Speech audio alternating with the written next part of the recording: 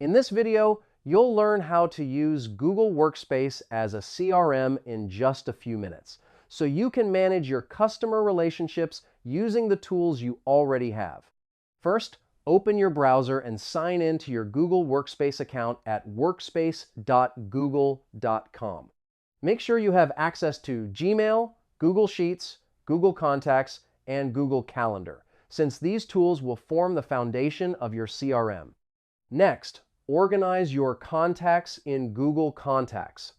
Add detailed information for each customer, including name, email, phone, company, and custom labels like lead, client, or partner to categorize them clearly for easy access.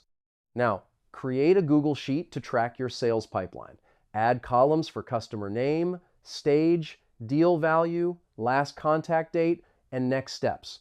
This becomes your central CRM dashboard for tracking deals and progress. After that, integrate Gmail with your CRM workflow.